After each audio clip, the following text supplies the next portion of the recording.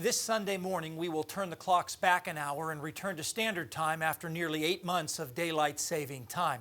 A misnomer if there ever was one. Given that daylight isn't saved, it's just moved from morning to evening.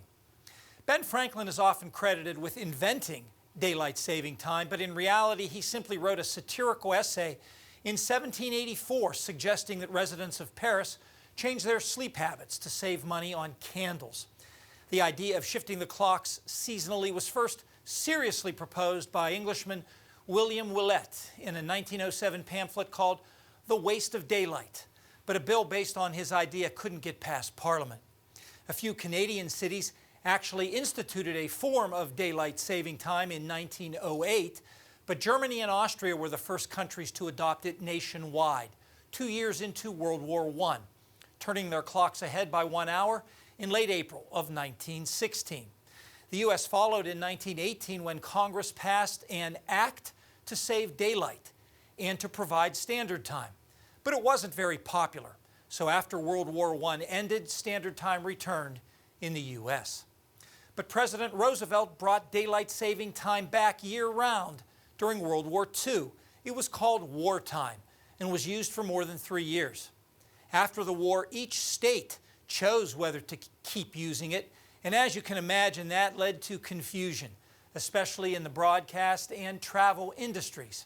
So in 1966, Congress mandated that daylight saving time start on the last Sunday in April and end on the last Sunday of October. The current model of using DST from the second Sunday of March to the first Sunday of November began in 2007.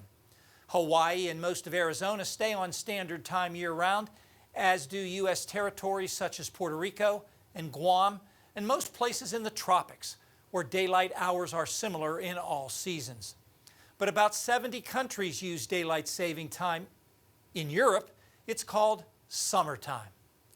The original rationale for daylight saving time was that it saved energy, but studies have been generally mixed with respect to that premise.